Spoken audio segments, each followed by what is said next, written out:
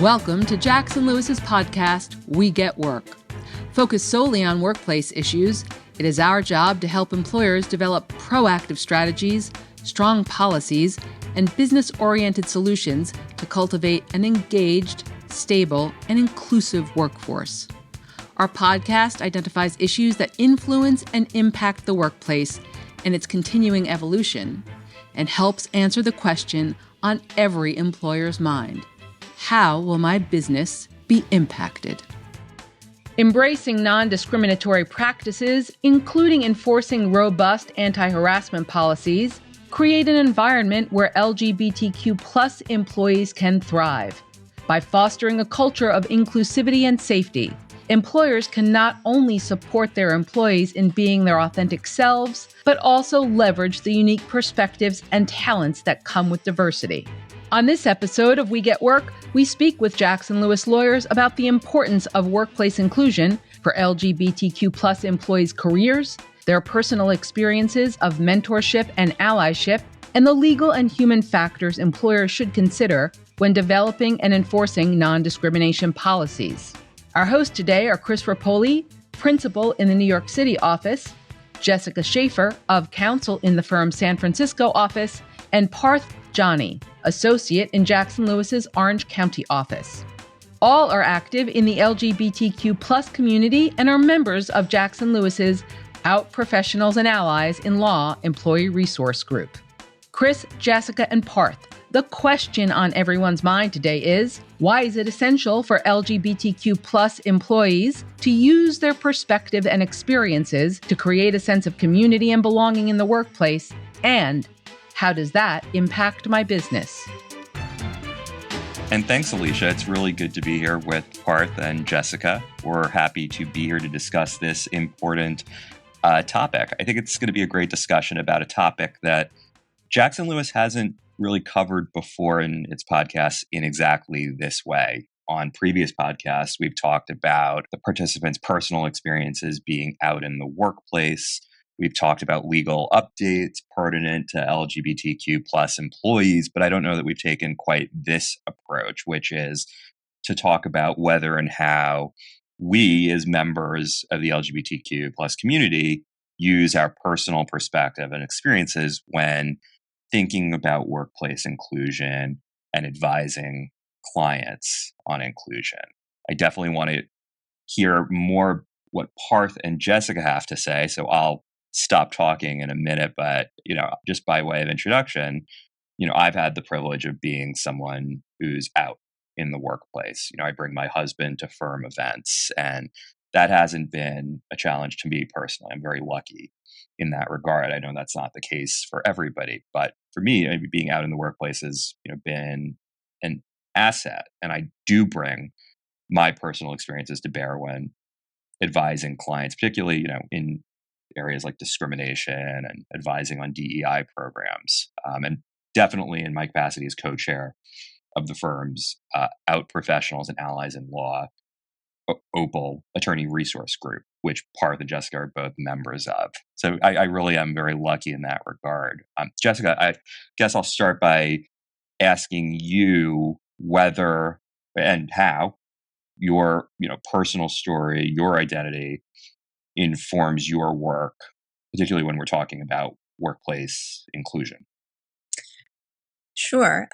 So I, like you, am out in the workplace at Jackson Lewis, but I have a history of working for a few other firms. Some of them large, some of them on the smaller side, and two of those firms had attorney resource groups, kind of like we have here, OPAL, and another one of those firms did not have a group like that. And I think having that group sort of at my disposal, having other members of the community that I can talk to has been invaluable to me in sort of growing my career here, especially at Jackson Lewis. In my experience, it really creates a sense of community and belonging that I didn't have at other firms that didn't have ARGs, attorney resource groups, sometimes called employee resource groups or ERGs in other places. So for me, it really has created a safe space. And I think that's true for a lot of people, a lot of members of our group. It's a space where we can sort of share, experiences and professional challenges that relate to our membership in this LGBTQ plus community without fear of judgment. And to me, that has been really invaluable. And Parth, I guess, sort of similar question to you. You're also a member of Opal. Do you feel like being a part of that group and your identity just generally, do you think that that informs how you talk to clients, particularly when you're talking about issues like inclusion, DEI programs, things like that? Yeah, I definitely do. I mean, I think I'm fortunate enough to be here. I started off my career at Jackson Lewis, so I've had that OPAL resource group ever since I was, a first year associate. I think it does because it allows me to one, have mentors and community within the group, and then taking the advice that I get from, our mentors in the OPAL group, I'm able to use that when speaking to clients and, advising, reminding them to get employee buy-in when they are doing ARG groups. So these are it's like OPAL to me has been another resource group that I can use to give advice to clients as well. So it's really nice for personal and professional reasons. And I swear, as the co-chair of Opal, I didn't plant those questions to get Jessica and Parth to say nice things about Opal, but it's certainly good to hear. If a client is thinking about having an attorney resource group, an employee resource group, Jessica, you point out, right, there are different names for them, but these sorts of resource groups, taking your experience at Opal and maybe at other firms that you've worked at, Jessica, I mean, what are some of the things you would advise the client to think about, to consider from a legal point of view or just even a practical point of view when advising them on forming an ARG or maintaining an ARG? Sure. So I think one of the first sort of legal considerations that clients need to think about would be that they need to ensure that their ERGs, their ARGs, align with EEO policies and ensure that they don't inadvertently exclude or alienate employees. Depending on how the group is structured, how members are admitted into the group, it could create a perception of preferential treatment for certain groups. And of course, clients should really think about that in forming these groups. ARGs also really need to safeguard the confidentiality of its members, especially in regions where LGBTQ plus status could lead to stigma or discrimination. It could be that certain members maybe don't want to share that they are members of a certain community. And so clients really need to think about that. They need to protect the confidentiality and the privacy of their employees where necessary. I think that's a really good point. And I'm just jumping in. One thing that I know that we look at Opal to do is obviously we have group meetings and use it as a way for people to come together. But I know the leadership of the group and individual members of the group certainly talk to each other individually and make themselves available to talk to employees if there are those sorts of sensitive issues, right, that people don't feel comfortable raising in the group. But sorry, I interrupted you there. No, not at all. I think that's exactly right. And I mean, to your point, I think leaders of these groups need to be specifically trained in, anti-harassment policies, and they need to be trained in how to create and maintain an inclusive, harassment-free environment. And I think another thing that I have told clients in the past is that they should make sure that members of ARGs, LGBTQ plus ARGs, let's say, should communicate clear pathways for reporting and addressing any inappropriate or harassing behavior. ARGs can really be a forum for that. And so that's definitely something that I recommend to clients. And then, just I think beyond these legal considerations, there are some more participant focused types of considerations. At least with Opal, I think our missions and goals are really clearly defined. And so I encourage clients to do the same thing, to have some sort of charter or mission statement that aligns with the company's broader, DEI initiatives. And then, on top of that, to really focus on actionable goals like mentorship, resource development, community building, things like that. And so that's very often what I advise clients with respect to creating these ARGs. One of the things that you said that really resonates for me is how important it is to make sure that people view the out professionals, ARG, or any employee resource group as being inclusive as opposed to exclusive. And, in the case of Opal, it's built into the name, right? We are out professionals and allies, and we're open to anyone. But I think that's really key in messaging to employees when you're talking about groups like that they are meant to be a place that anyone can come together, even if, in the title of the group, it is focusing on, a particular community. Parth, one of the things that you said that really resonated for me was you talked about mentorship. And I know that in Opal, we certainly have, you know, aspects and programs that focus specifically on mentorship, but just, talking more generally, I've been the benefit of great mentorship through ARGs. Do you view mentorship either in an ARG or generally as being particularly important when it comes to LGBTQ plus employees?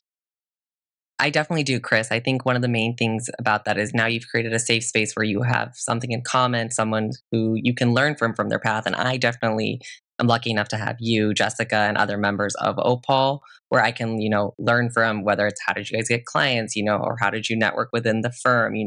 Those are two different things that we're taught as associates where, number one, it's the partner is your mentor. I mean, the client as well. So you kind of want to learn and how to navigate that pathway in a law firm and as well as outside. So hearing from your guys' experience and other members and other mentors really, gives me advice and things to do for me.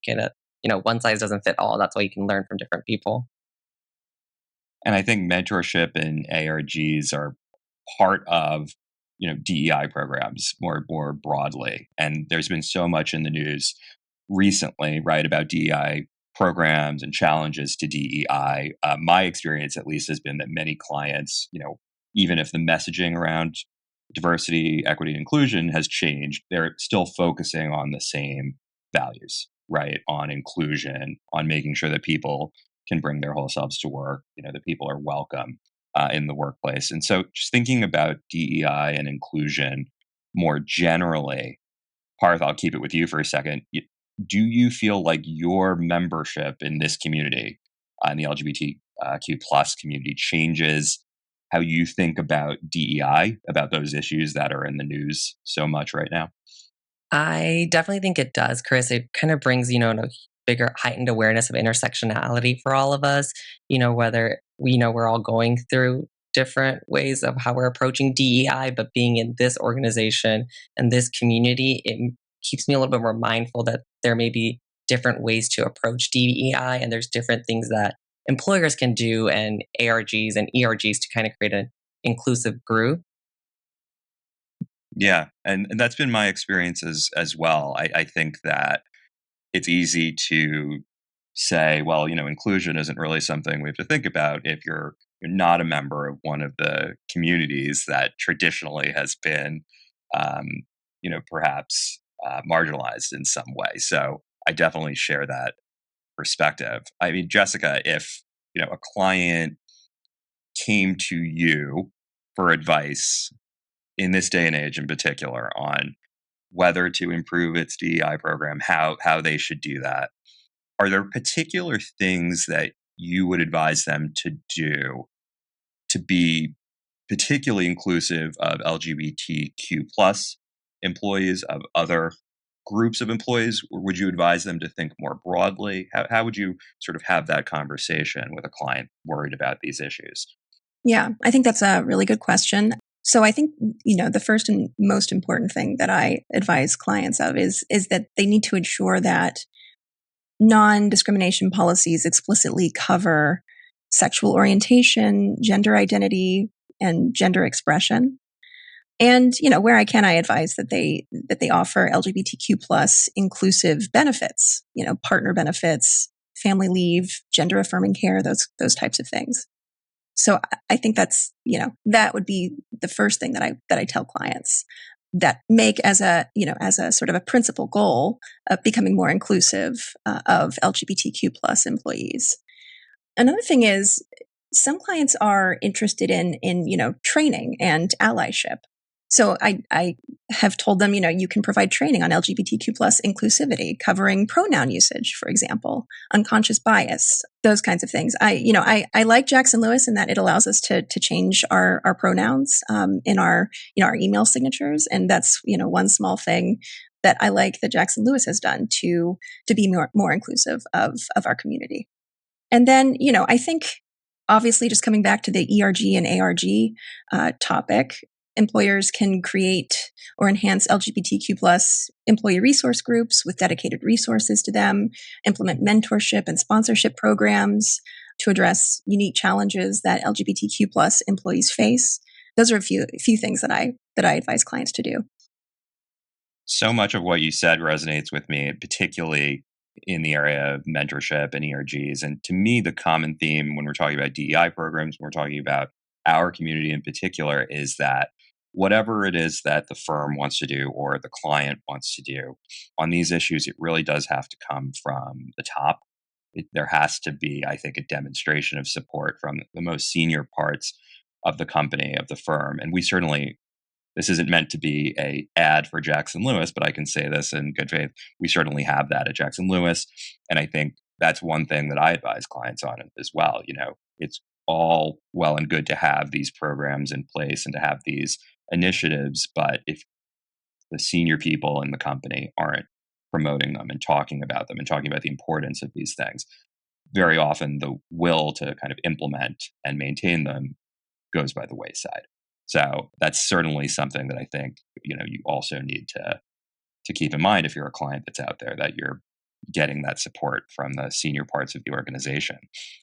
Parth, there's so much focus now on inclusion and whether DEI programs is something that continues to get the focus that it has now. Regardless, how can employers who do value their DEI programs, who do value inclusion, how can they and what can they do to demonstrate that support? I mean, I think most of this has been answered by all the great suggestions that Jessica gave, but I think one of the main things is reemphasize their mission statement, take a second look at it.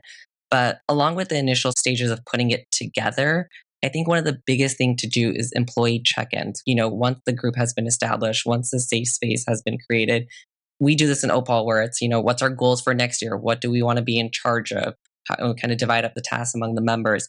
I think employers also need to take that responsibility of this has been set up throughout the time. We also have to adapt. And that's, the best feedback they can get is from their employees. So create that channel as well. And I think that's one way that they can continue to maintain that they're showing their support.